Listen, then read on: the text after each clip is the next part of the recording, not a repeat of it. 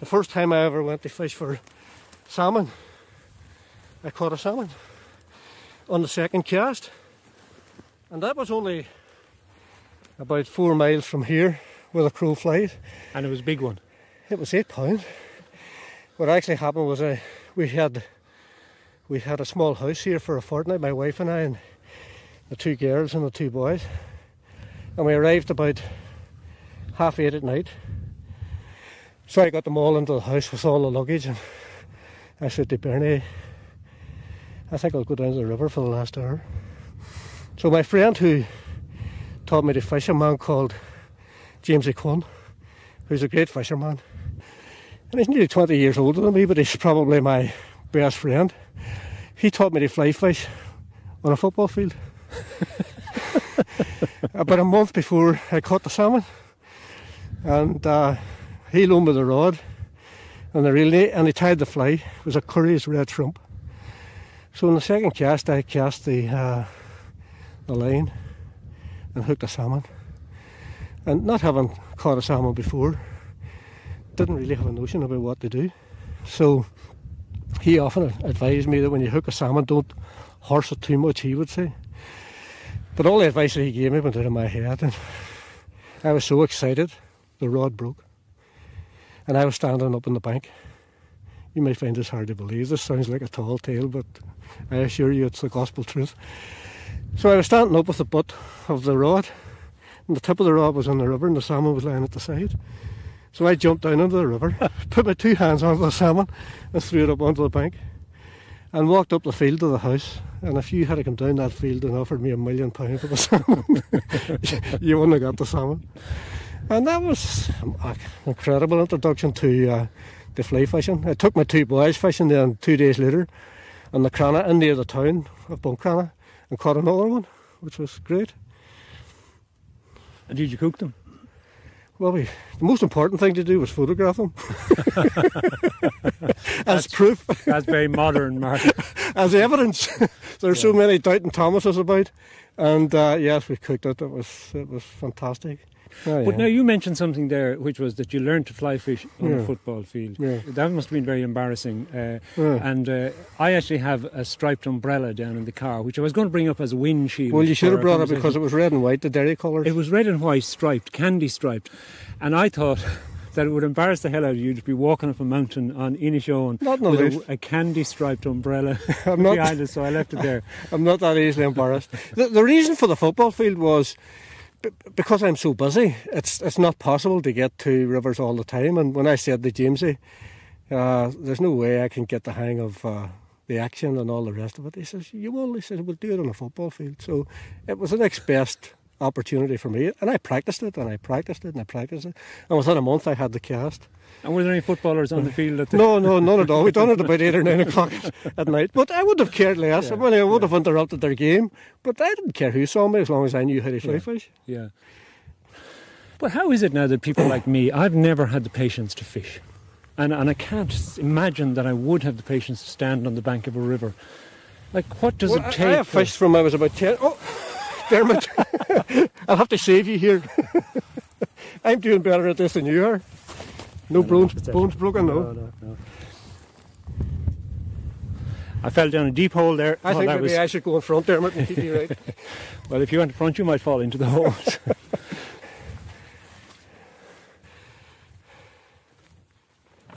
Now, just turn it so that the map is parallel to the road that we left. Yeah, that's right, you've got it that way. Mm.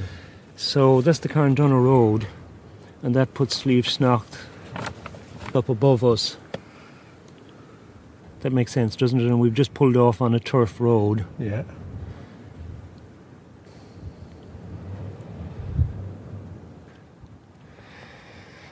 Well, obviously this is a place that I would be familiar with, because for many, many years I came here for my summer holidays. My mother's from this area. She's from the Illies, which isn't too far away. And we're here basically in the foothills of Sliabh Snaght. And it's very rough terrain. It's mostly I think Mostly turf bog. And looking all around us, we can see the work of the local people who have come here to cut turf and to foot turf. And the main thing I can see this morning, though, is the fact that it poured rain last night. There was horizontal driven rain. I was over near Letterkenny, and the rain was hopping off the roof all night. So it's lovely and clear now this morning, except for very strong wind. Well, I was in Derry City last night, and it lashed rain there also, and I had the benefit of seeing the RTE weather forecast, and they gave it a good day for today, and true to their word, we have a pretty windy day, but a sunny day, and I think it's absolutely beautiful for the sort of work that we're engaged in. It is, but it is very wet. The ground is very wet, and I'm looking up now behind you there. I'm looking up onto Sliabh Snaght itself. Luckily, I can see the scree and rock up on the upper part of it, but we do have a bog to cross to get to it, and I'd say the whole thing is going to be like wading through a turf rick. Well, I'm depending on you waiting for me, because as I told you on the way here, I broke my left leg playing football in 1998, and that has had some effect on my mobility, but I'm looking forward to it. I think it's a great day for it, and we'll take our time and we'll get there eventually. Yeah, and one of the nice things is actually being able to see where you're going, because the whole Sliabh Snaght itself is very clear now at the moment, so we can see the route across to it. But we'll be trying to pick a sheltered way in order to stay out of the wind as much as possible, in order to be able to chat and talk and that, because there is a howling wind blowing across the open moorland there. Now, I have to say Martin's very nicely turned out. He's got a fine pair of walking boots, which I think are probably going to end up quite dirty after the trek across the bog. A fleece, rucksack, and generally going to keep himself warm. We're both carrying lunches. I didn't manage to sneak my lunch into his rucksack in order to spread the weight, but I might pull that off at some stage. I'm really looking forward to this, because in all the time that I came here down the years, as I told you, my mother's from this area, I've never climbed Sliabh Snaght, so I'm looking forward to it very much indeed.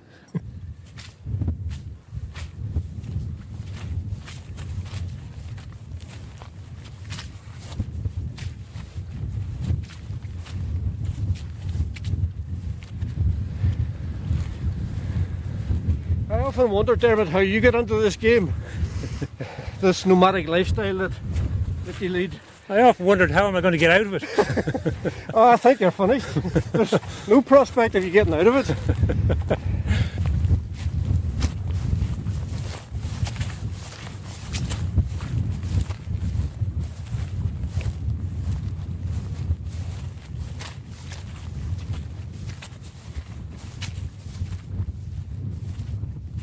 I climbed Errigal when my youngest son was about 6 years of age, and my oldest son was 10. Three of us went up together, and they were like mountain goats, and it amazed me that they had not alone no difficulty in getting up there, but no fear at all of what lay at the top, where I was obviously very concerned about them and their safety, but they were great. It was a tremendous experience, and I suppose climbing is.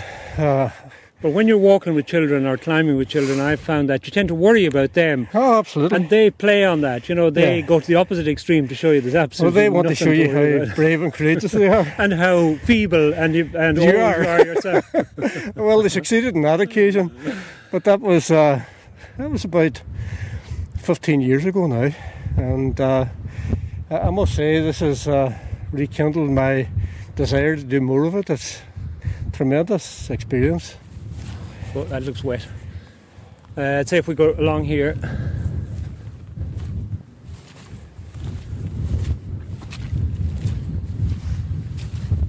One of the things I find with mountains in Ireland is you get a sense of the colour of the vegetation and the ground underfoot. Yeah. And you get this reflexive sense of whether it's going to be squelchy, wet, soft. Yeah.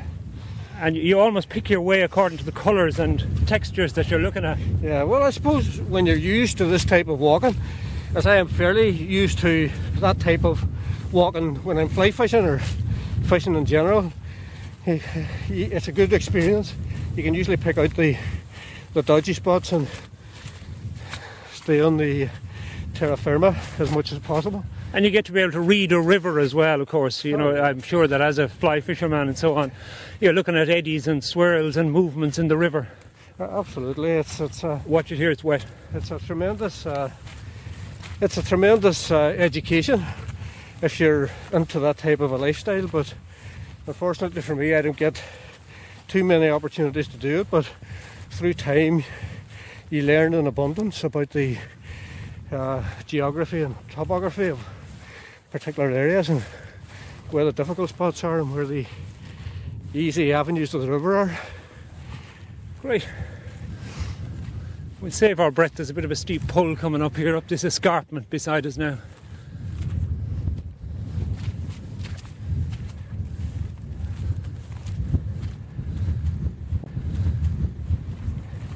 I have a feeling that those 3 or 4 sheep that we stampeded on further down are going to lead us the whole way to the top. I keep seeing them in the distance. I spent a couple of months in Iran last year, the year before. Oh, that must have been a tremendous travelling with sheep and goats and, the herders. Yeah. We travelled for 2 months, and I suppose we covered about 400 miles with the animals. You get to know a lot about sheep and goats. Well, I'd say you get to know an awful lot about people too, because I was amazed to hear that the people in those areas actually drove their livestock some distance of 300-400 miles for better vegetation. I mean, that's akin to farmers in Derry driving their sheep to Kerry.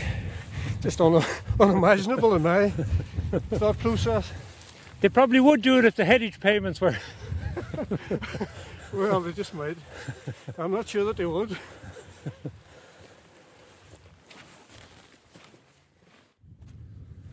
This is a bit of a stream here.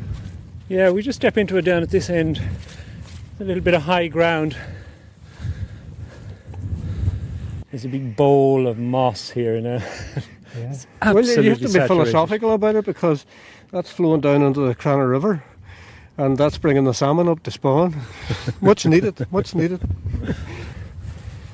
But I was down at Inch one day. Inch was it's a man-made lake. I was walking along the shore of it one day, and this huge hare jumped out in front of me. It was an incredible experience. Absolutely incredible. It was so majestic looking. It just knocked me for 6, just like that guy did a couple of minutes ago.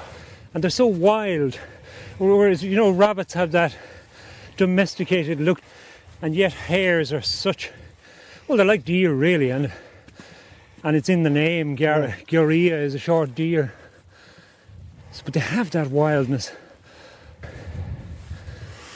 Oh, there he goes. Look. Oh, there he is. There he is, big guy. Oh, he's beautiful, isn't he? Yeah, sort of dark brown. And he can move. Yeah. He can move. He's gone out of sight there. He's way down behind the rock. He's waiting on us coming down.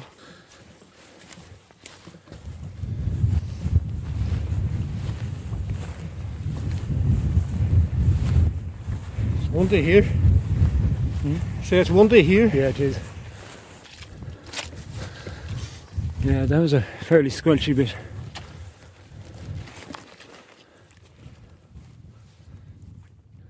I was born in a city, and as I explained to you earlier, whenever I was very young, I spent all of my summer holidays here in Donegal.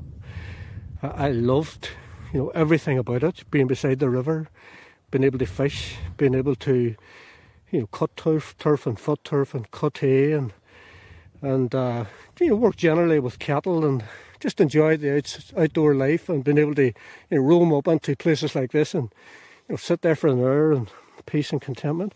And whenever I went back into Derry City, the tears used to be streaming down my face. Not that I didn't like Derry, I loved Derry and still do, but it was just such a release for me to be out of the city and in the countryside, experiencing a whole different way of life. But school was tough as well, though, wasn't it? Oh yeah.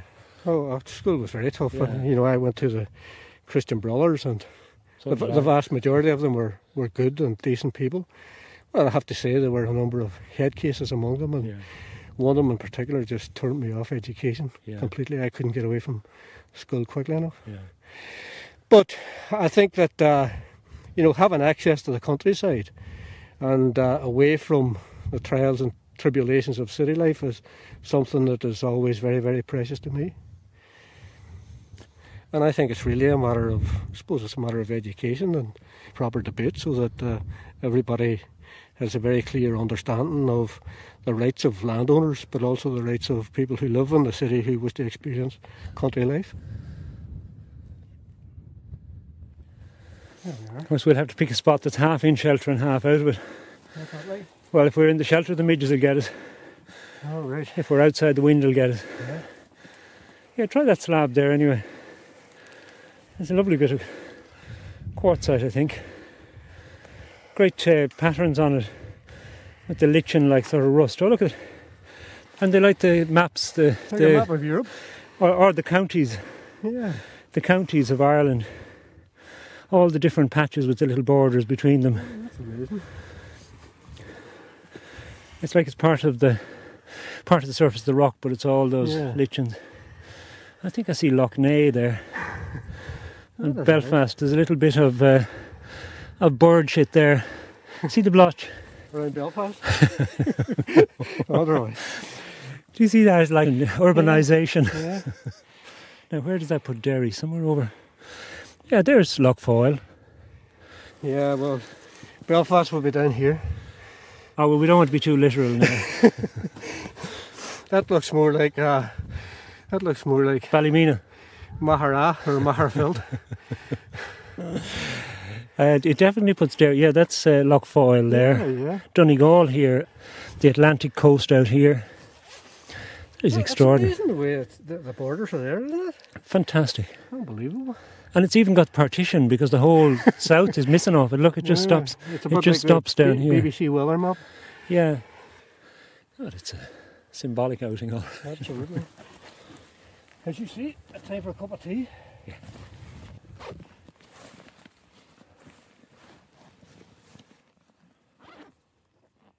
And the church where your mother got, where your parents got married, and you got married yourself, is just down the road. Yeah, we just passed it on the way on the road. It's Cockhill Chapel. Yeah. My father, God have mercy on him, is buried there. But my father and mother were married there. My father is a Derry City man, and my mother is from here, as you know, and she came into Derry in the 1940s, and she's still with us. Thank God, she's tremendous. She's over 80 years of age now. And she worked in the shirt factories, and she met my father, and they get married. And my father died in 1973. I was on the run at the time, and the British Army and the RUC had surrounded the hospital. He took ill, and he was dead really within 2 or 3 days. And my mother wouldn't hear of having the wake in Derry for fear that I would be arrested. So they brought him south to Donegal, but he couldn't be in a better place. And the place where he was married.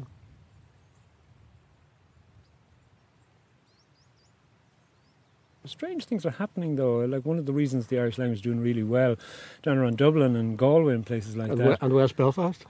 Well, I'm not familiar with the West Belfast situation as much as the others, but it's a middle class thing down in those other areas, you know, where people actually recognise the schools are really good, giving really good quality education, so they're sending their kids. Well, it's the opposite then in the north, because it's very much a working class movement. Yeah. And I mean, when I was in the Department of Education as Minister, it was quite clear to me that there were huge demands out there within working class areas in the north for children to be educated through the medium of Irish. But what we all remember is the 11 plus thing. I mean, that was I remember it too. And the 11 plus very shortly will be history. I'd like to think I played a small part in making it history, but that debate has been won now comprehensively. But it was one of those things that you just feel the implications of it all. It's terrible. It is terrible. I have to say, the most powerful statement for me was made by a 10-year-old child. She was asked what the 11 plus meant to her, and she said, well, if I pass, I go to a smart school. If I fail, I'll go to a stupid school. And I think that was a damn an indictment of the education system in the north. That's great. I hope somebody knocks out the inter-cert and the leaving cert as well. I'm in my late 50s now and I still have horrible memories of them. I think what we need is an all-Ireland education system. That's essentially what we need.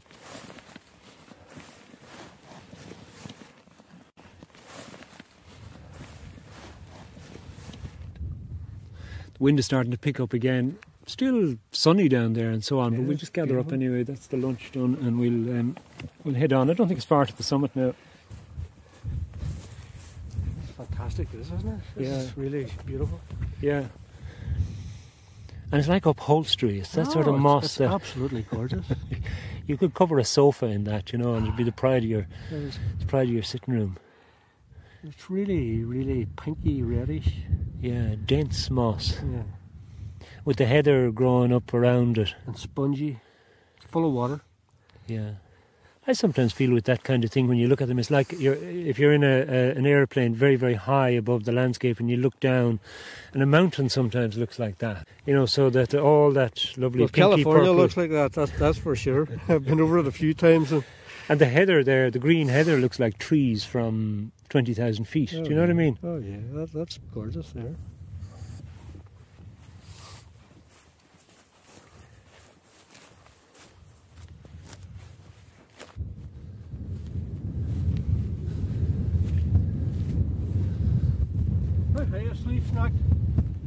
I haven't got the figure in my head, Martin. We'll have a look at the map when we... It's certainly not as high as Errigal. No. A couple of thousand feet, I'm only guessing. You still have that schoolboy footballer thing, you're carrying your rucksack over one shoulder. Yeah. That's the way they always carry the football gear. Sort of to be ready for action. I only did that because I thought once we got over that little bit of a rocky face that we were there. Only, I think that, I'm assuming that bit of rock up there is the top. There's always a shoulder. Oh yeah. There's always an extra bit.